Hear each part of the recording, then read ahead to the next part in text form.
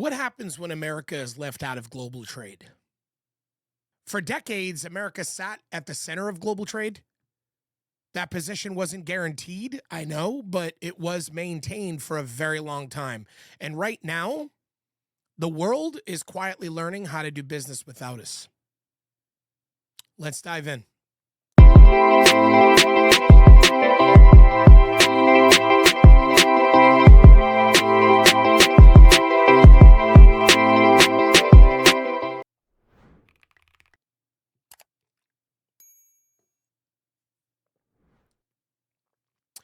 First of all, this isn't about politics. It's about incentives, trade flaws, what happens to an economy when it stops being essential. That I could tell you. But when America is left out of global trade and trade deals take shape and countries that never worked together before suddenly start working together, that sort of shapes the power system of the future long before people even really notice. Because trade deals aren't in your headlines. They're not trending news. Nobody's talking about that on Instagram. You don't see reels about trade deals going viral. But right now, what's changing? Europe, China, India, and others, they're forming long-term agreements. Supply chains are being rerouted, and new standards are basically being set without any input from the United States. We're being left out of the whole thing. This is worrisome, I think, because trade deals decide who matters before anyone can even really argue about it. They go on behind the scenes, and before you know it, America's no longer in the same standing on the global scale that it had before. Headline: Missed signals, lost deal. How India and U.S. trade talks collapsed. India expected a deal until Trump pivoted to Japan and Europe. Key issues resolved: agriculture, dairy remains sticking points, sources say. Talks faltered amid missteps. No Modi-Trump contact, says sources. And the U.S. team due in Delhi, deal still believed to be possible. So let's read what it says. After 5 rounds of trade negotiations, Indian officials were so confident of securing a favorable deal with the United States that they even signaled to the media that tariffs could be capped at 15%. Indian officials expected U.S. President Donald Trump to announce the deal himself weeks before the August 1st deadline, but that announcement never came. New Delhi is now left with the surprise imposition of a 25% tariff on Indian goods from Friday, along with unspecified penalties over oil imports from Russia, while Trump has closed larger deals with Japan and the EU and even offered better terms to arch rival Pakistan. So he gave Pakistan better terms on a deal than he gave India. Interviews with 4 Indian government officials and 2 U.S. government officials revealed previously undisclosed details of the proposed deal and an exclusive account of how negotiations collapsed despite technical agreements on most issues. The officials on both sides said a mix of political misjudgment, missed signals, and bitterness broke down the deal between the world's biggest and 5th largest economies, whose bilateral trade is worth over $190 billion. The White House, the U.S. Trade Representative Office, and India's Prime Minister's Office, along with External Affairs and Commerce Ministries, did not respond to emailed requests for comment. Now, what happened? What did this result in? I'll tell you what it resulted in.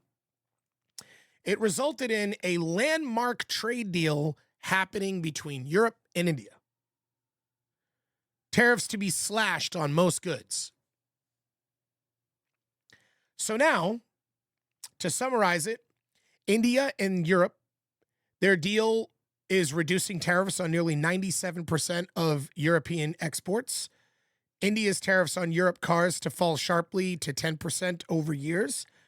Europe to cut tariffs on 99.5% of Indian goods. Trade pact to save European firms 4 billion euros in duties. An agreement opens vast and guarded Indian market to Europe's firms. So, India and the European Union struck a long-delayed deal on Tuesday that will slash tariffs on most goods, aiming to boost two-way trade and reduce reliance on the United States amid growing global trade tensions. The key word being reduce reliance on the United States.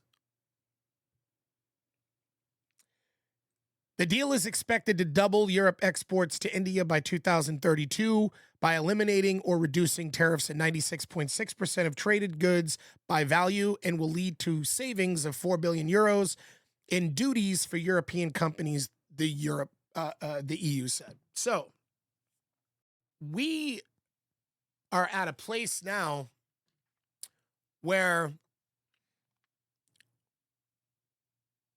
we're becoming unnecessary.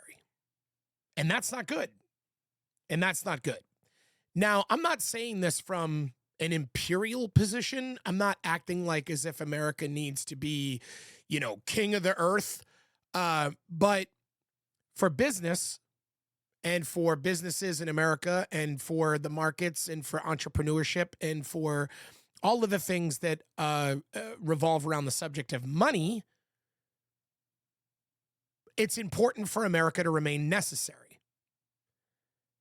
Once these deals get put in place without us,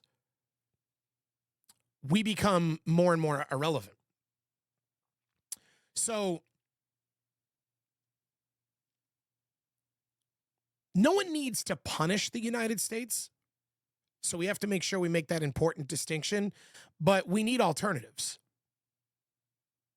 And once these systems are put in place without us, trying to re-enter into these agreements is going to be astronomically expensive.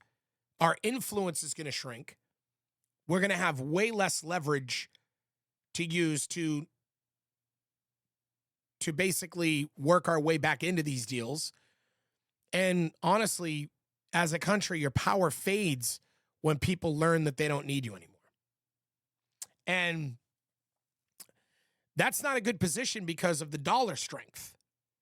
I mean, the dollar's already weakening. There's a reason why everybody's telling you to put your money in gold and silver, because the dollar is weakening dramatically over the fact that these trade deals are happening without us. And the dollar's strength depends on global dependence. These other countries around the world need to be depending upon us for the U.S. dollar to remain strong. The American dollar isn't dominant because it's perfect. Its dominance comes from the fact that trade is priced in dollars around the world. We are considered the world's currency in terms of how things are done all over the world. Debt is settled in dollars. Reserves are held in dollars. So what trade fragmentation is going to do, and our ostracization, I don't know if that's a word, us being ostracized from the trade deals, what that's going to do is it's going to encourage alternatives for world currency, weaken demand for the American dollar around the world, and allow another country's currency to take its place. Whoever that could even be China. We don't know. But the dollar stays strong because the world has to use it, not because it wants to. But when that goes away, the dollar's strength goes away.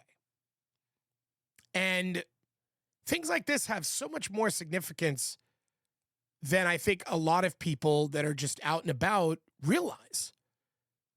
It's not always about your president. It's not always about your current administration. It's not always about social issues that are taking place in your country. There are some pretty important and bigger issues at play. Losing reserve status wouldn't be sudden. It would be astronomically expensive. And if you want me to clarify that for you, this wouldn't happen overnight. There's no collapse switch, but the cost would show up later as like higher borrowing costs, weaker purchasing power, less room for policy mistakes, less margin for debt.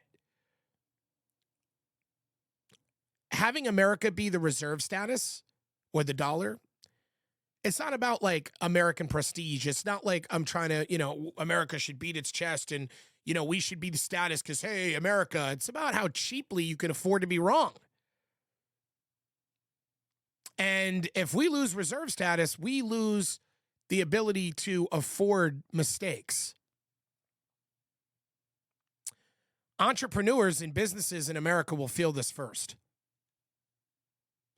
And how? Well, it's going to be our import costs, our interest rates, our access to capital, our pricing power. We have to care because less stability is going to result in higher risk, more volatility, harder planning for our businesses in future. When we're trying to map how things are going to play out financially with our companies, when trade power slips, small businesses are going to be the first to pay way before the politicians do. Way before. Because politics didn't really break this, more like politicians chasing incentives did. Because politicians are always concerned about the short-term incentive. They're worried about their political status. Like, oh, we got to make sure we're going to be relevant in the primaries, and we got to make sure people are going to want to vote for us. I can't lose my job. I want to remain senator. I can't lose my position. I don't want to come out and say what I think is right because I'm worried about losing my job. Well, that can't be more important than losing the dollar as the world reserve. That can't be more important than America's losing its status and leverage on a global stage. Because the way that that's going to affect us is so bad. It's so bad what that can do to us as a country. It could fold us right up. And when you start seeing your elected leaders caring more about their careers than the overall economic outcome of the country and our dollar, that's not good. Because our leaders are trying to optimize for elections. They're trying to get applause. They want favorability on the internet. They want high polling numbers. They want people to follow them on social media. They want their X account to be popular. That's what our leaders are doing. Whereas, our trade partners, they are optimizing for stability and predictability and decades of predictability, not cycles. They're looking for long-term consistency.